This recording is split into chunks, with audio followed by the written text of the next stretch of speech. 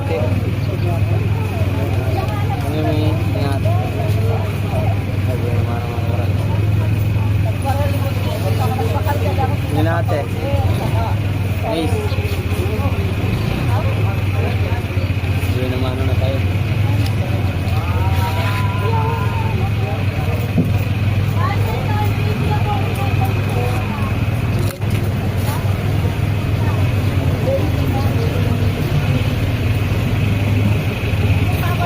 Boss.